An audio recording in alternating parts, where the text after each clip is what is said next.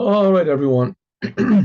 We're continuing in the speech that the Lubavitcher Rebbe gave in, what did we say, 1952, 1959, I'm sorry, 1959. Let me just check this out again. No, it was 1958 that the Lubavitcher Rebbe gave in 1958, and it's talking about how we can simulate the plagues of the frogs and the blood and the frogs and all the other 8 plagues on ourselves. Here he only explains the blood and the frogs.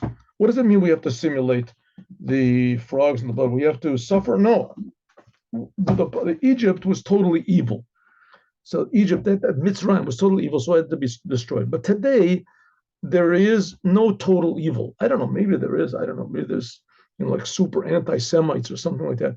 Anyway, God will figure that out. But as far as I know, there are no totally evil people anymore. And when Moshiach comes, everyone in the world will worship the Creator. They'll drop their religions, whatever they believe in people or spirits or whatever, or they deny that the Torah is true. Anyway, so everyone will worship the Creator, and they'll want to know what the Torah says. They'll want to know what the 7 Noahide commandments are. Everybody. Everybody. So the big problem nowadays, the big Egypt, the big Paro, the big bad guy is ourselves. Ourselves. For me, the big problem is me. For you, the big problem is you. Everybody has to get out of their own selfishness, their egotism, their, how do you say, inferiority complexes, you want to call it, or their superiority complexes. They think they're better than everybody else. They think they're worse than everybody else. The fact is, everybody is unique. Everybody, on one hand, has what to learn from everybody else, and everyone has something to teach everyone else, whether it's in thought, speech, action, deed, attitude, something. Everybody has something to contribute.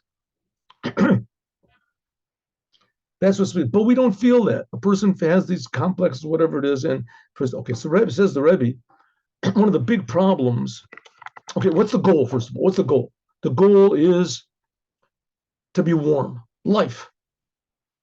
And the source of life, which is God. And the Jewish people, they are supposed to educate the whole world how to use this life which is inside of them and connect it to the source of life and to do in this world what God wants. That's called life is warm. The big enemy of life is cold. Death. Death is cold. We have to warm it up.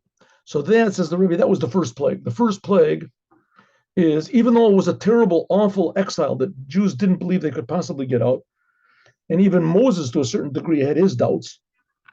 He said, nobody's going to listen to me. Pharaoh won't listen to me. But nevertheless, God said, don't worry about it. Maybe you can't go out of Egypt, but I can take you out. Let's do a couple plagues. And God said the first plague was blood. What's blood? And blood was turning the water of the Nile River, which water is cold, to blood, which blood is warm. Okay, so the first step is we have to be warm. We have to be warm. We positive to warm. Look at Rebbe, we just began, so let's go. I'm trying to put my picture on the other side over here, but it's not. We'll see. Okay. There we go. In Velchamayim, which water was it that we had to transform to blood, that God transformed to blood, and that we have to transform on ourselves to be warm? What water is talking about? The Torah says, B'mayim asher b'yor, the water that was in the river. Which river? The water from the Nile River. Okay, now the Nile River was the source of life for the Egyptians. That's where they got all their water from, their agriculture. The animals had to drink from the water. That's where all the water came. Without water, it's just a desert. Where do they get the water from? From the Nile River. In Kaltkeit, in coldness, there's 2 different types of coldness. There's a good type of coldness and a bad type of a coldness. There's coldness that you want to call it a coldness, the indifference. A kaltkeit zu inyanim from Welt. Indifference to the matters of the world. That doesn't mean that you're indifferent, means that you don't care about the world. You see somebody suffering, it's his problem. No, it means that the world doesn't have a negative effect on you. It doesn't have an effect on you that it makes you depressed or it makes you have lust or it makes you selfish. The world doesn't make you think about yourself. So therefore, you have to be cold to matters of the world. This comes from holiness. I think I told you the story, and there was a big rabbi that it's sort of a long story, but there was a big rabbi, a Chabad rabbi, and this was like 200 years ago, more. And one of his big factories burned down. And his pupils ran to tell him he wasn't there. So his pupils ran to tell him, and they break the news to him in an easy way so that he wouldn't be like shaken, maybe a heart attack, who knows. So they went to tell the rabbi. They said, Rabbi, we have some news for you. Can we come in and sit down? He said, what do you want to tell me, that my factory burned down? He said, yeah, it did. When did you hear about it? He said, I heard about it 5 minutes ago. He said, well, aren't you worried? Weren't you worried? I mean, it's like 3/4 of all your income. And what about all of you're going to have your creditors are going to come and hound you, and what's good? He said, of course I was worried. What's the question? He said, but you just heard it 5 minutes ago. Yeah, aren't you worried now? He said, no, there's some people that they eat fast and some people walk fast. I worry fast. In other words, the world didn't get him down too much. He had a big factory. He must have been interested in the world. You don't get a big factory just by sitting around doing nothing.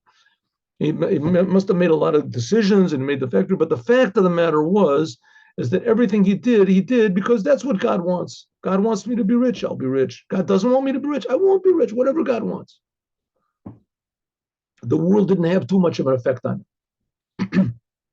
God wanted me to lose my money. Maybe he wants me to be rich again. Who knows what? The fact is that the fire came because God wanted it to. Even if it's my enemies that burned the fire down, whatever. Nevertheless, we have to make the most of the situation. To be too involved in the world is only anti-productive. Okay, number two. So that's one type of coldness, namely coldness to the world. A second type of coldness is a kadushi, a person that's cold to anything dealing with God. This is the beginning from all the klippas. This is the beginning from all bad, evil. If you're cold to anything that's holy, it means that you're cutting yourself off from life, because holiness is life. Azoy zayin and oil farans face certain. There's also two types of water. There's water which comes from above, which that's what it says. Lamatara shamayim tishtem mayim. That says the land of Israel. It is irrigated by water that comes from heaven. Was does is a krius. This is a holiness. This is holiness. This is coldness that comes from a holy way. What does it mean? That you're cold to matters of the world. And then there is also mayim mitachat la'aretz. There's water that comes from below the world. This is coldness that comes from bad, selfishness, that you're cold to godliness. The water from the Nile River is water that comes from below the earth. It says in Egypt they didn't depend on rain. It didn't rain. The water came from the Nile River, from the river. Therefore,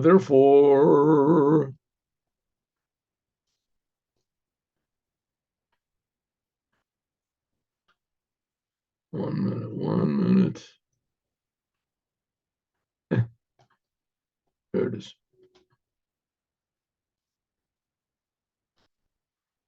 I'm going to leave this over here. You know what? It's too much trouble to move it around.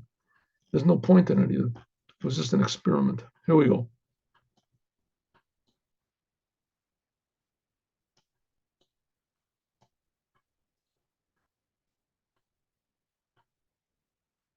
It's like it says by him, like it says by the Nile is the lashon ola. That's why it says the ola likrato. It says that when Yaakov came into Egypt, it was the second of 7 years of famine in Egypt. Why was there a famine? Because the Nile River dried up.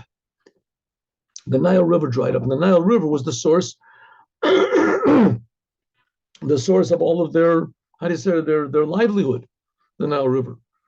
So it says when Jacob came in, it was already 2 years into this famine. When Jacob came in, as the river rose up to him. What does it mean it rose up? Baldas kommt niet milamayl, because the water doesn't come from above, nor from mayim shebetaktadoritz. It comes from water. The Nile River comes from water which is under the earth, from well springs and things. The Nile is the Nile River, which means the kultkeit, the coldness of holiness. I don't know, holy, being cold to holiness, and there's opposition to holiness. Das is given the avodah zarah. This was the idolatry of the Egyptians. The Egyptians worshipped, among everything else, they worshipped anything that moved almost, but they worshipped the Nile River.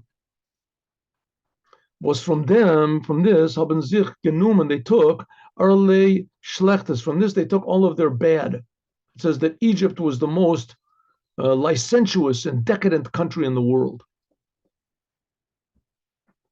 Therefore, b'shas men hat angeheben, when the Jews began breaking the power and the stolz and the, how do you say, the security from Egypt, had men the erste Zach, the first thing what they had to do was break the river, the power of the river, the coldness. So the Nile River, if you want to say, was the certainty. The Egyptians had the certainty that God does not exist. By the way, what's so bad about idolatry? You know, what's the big deal? So let them worship idolatry. Let everybody do what they want. In Egypt, they worship cats, and it says that they worship sheep. Sheep was one of the bigger gods. But they worshipped all the, and they knew the secrets behind all these things. They knew the mysteries behind, the river and behind what is water, and whether they could create things. It says they could create snakes, and they could create all sorts of things, right? They could transform sticks into snakes. And that gave them that certainty that they had. With that certainty, with the god, one of the main gods that they had was the Nile River, and justly so. The Nile River was in their life. It was their sustenance came from the Nile River, and they believed in the Nile River. They worshipped, and it worked. It says that Egypt ruled over the whole world. That's pretty good, ruling over the whole world. I'm not so sure I wouldn't worship the water. I worship anything. It gave me the rulership over the whole world. It's just a miracle that the Jews didn't get involved in it. And it said that the Jews did get involved in it. They did very heavily. So the Jews were very heavily involved, and you can't blame them, right? The Jews, they believed in God, and what they got? Slavery, 4 generations of slavery. And the Egyptians, they believed in whatever God they had, or Ra or Dup or something, whatever they believed in, and it worked. And it worked, and they were leaders of the whole world. They ruled the whole world, and they were tremendously, how do you say, advanced, and they made pyramids, and they had all these secrets and mysteries, and they were big sorcerers, to the degree that it says that Moses was even afraid of Paro. He has so much power. But this certainty they had, and this success that they had, this made them cold to the Creator. They made him cold to the Creator. And when the 10 plagues came, obviously, they didn't want to lose their certainty that they had. They figured, okay, it'll blow away, a couple of plagues, big deal. We'll let it go over, but to return back to what we had before, there was how could they lose this? How could they let the Jews go? Anyway, so they did. So the fact is, it was impossible for the Jews to get out. No possible way. The Jews had no means by which they had no control. The Egyptians controlled the whole world. The Jews, 4/5 of the Jews wanted to stay in Egypt. They died in the plague of darkness. It says why? Because Egypt's big thing was making Jews cold, taking away their enthusiasm. Without enthusiasm, you're finished. Vav. Was is given from the Wasser. What happened to the water? Zezayin given dam, it became blood. Blut. Blood is life. Lebendigkeit. Liveliness. How do you say it? Vitality. Be a state, like it says, ki adamu nefesh, like it says, blood is the soul. It says blood is what connects the soul to the body. The soul is spiritual, and the body is physical.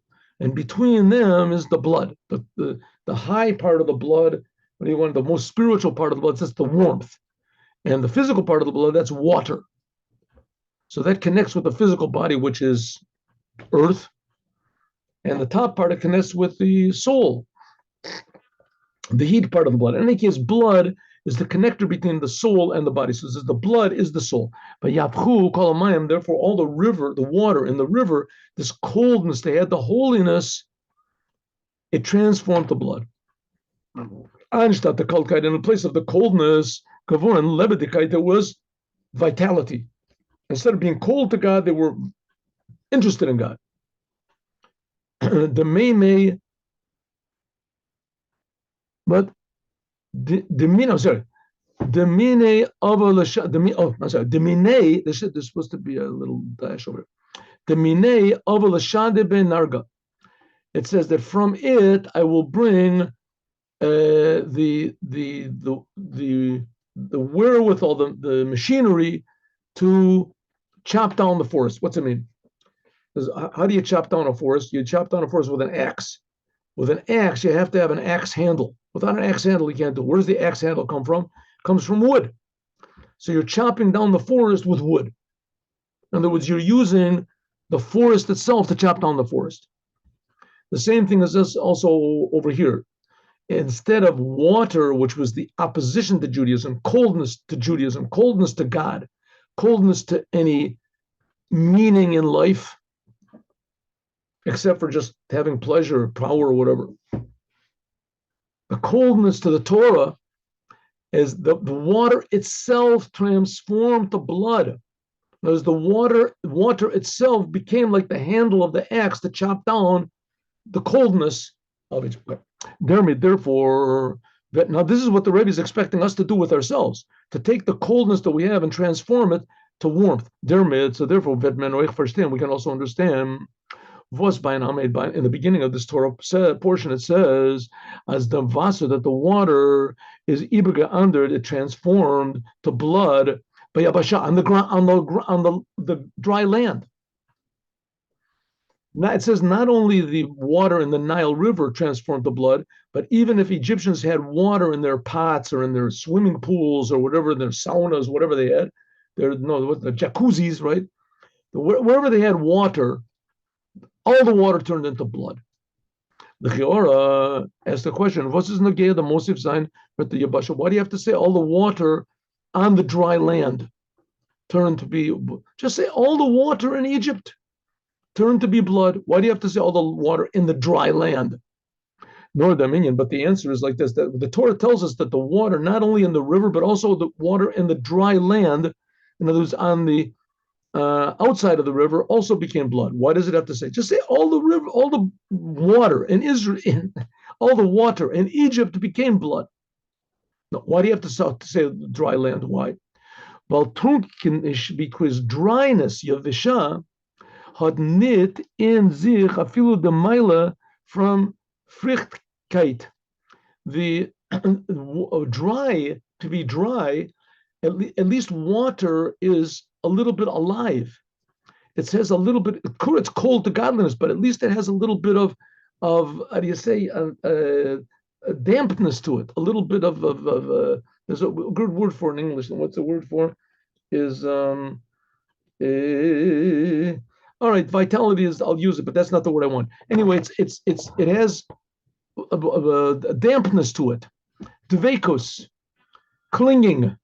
When the oiftu from is given as afilu de trunkite, says not only was the water in the Nile River, which the water, at least it shows on some sort of a youth or interest, at least in something.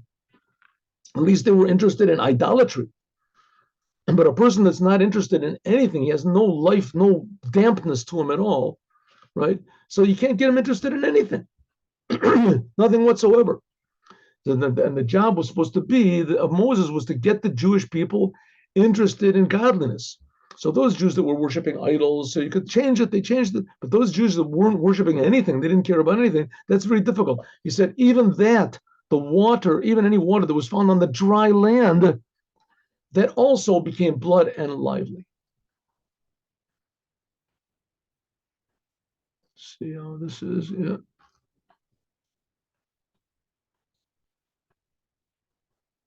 Okay. And the four types, which are called of life.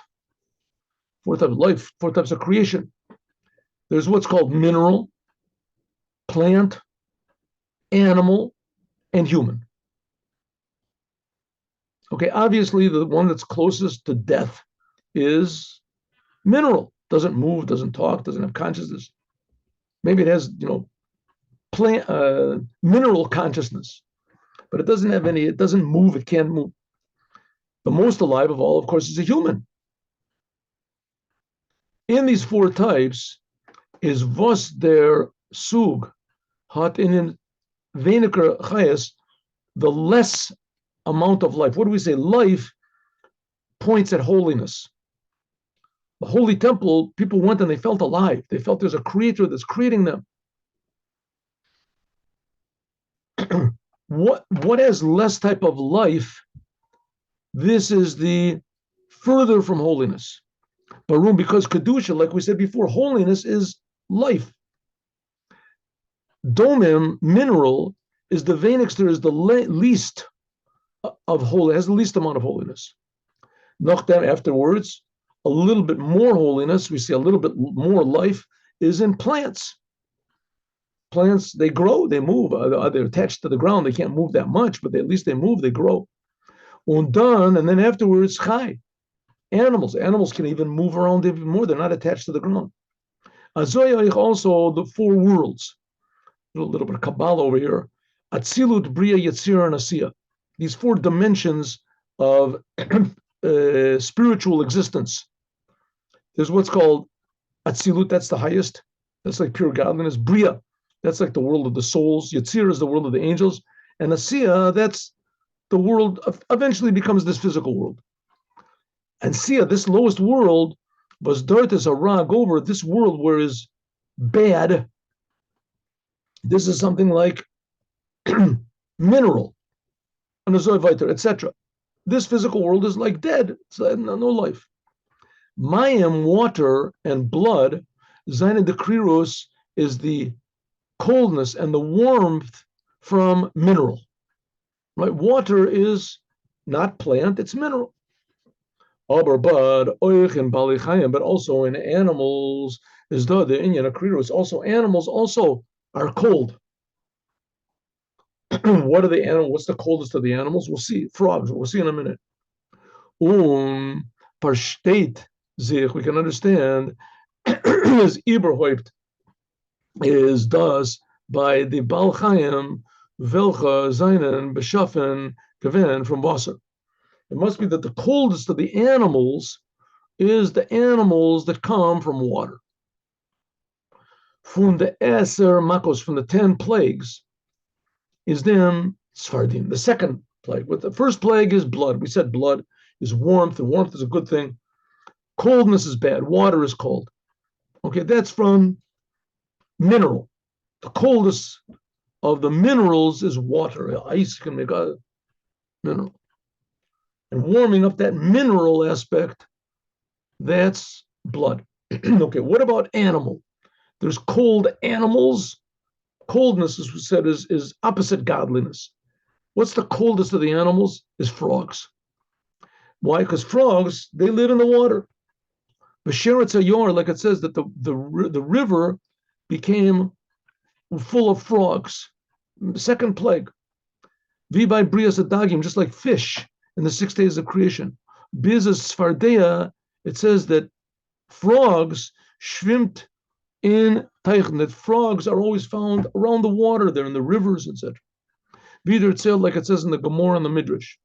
As Bechadei, that it says that if a scorpion wants to go across a river, it's in the Midrash. There's a Midrash, where is it? Number 12, it's a Midrash in the Kehelis Rabbah. A Midrash. So it says that over there, that if a scorpion wants to cross over a river, so it jumps on the back of a zitz, it jumps on the back of a frog. I don't know if this actually pans out in biology, and if it does, but nevertheless, that's what it says in the Midrash. the point that it's trying to make in the Midrash is that frogs are very cold. It says that a scorpion, its poison is cold. Here we'll see. Akrav is oich beteva, and a scorpion is cold, and it's very, very cold. It says that its poison is cold, not like the poison of a snake. A snake is poisonous, this is hot. A scorpion is cold. Nevertheless, is nit mayim. Nevertheless, a scorpion, nevertheless, is not living by water. Water is cold. The scorpion is not totally the opposite of fire. Schwimmt nicht, it can't swim, doesn't like water. But a tzvardeya is coming from the water. And it says that it's even colder than a scorpion. The difference, the opposite of fire. Okay, what's the Rebbe want? We're going to have to stop here. But I'm going to tell you what the Rebbe is going to get to, because we're going to learn it tomorrow anyway. It says that by the plague of frogs, that the frogs jumped into the ovens of the Egyptians. The frog is the coldest of animals, and its nature is to be cold and to run away from heat, for sure. Nevertheless, when God commanded the frogs to jump into the ovens, so they jumped into the ovens totally opposite their nature.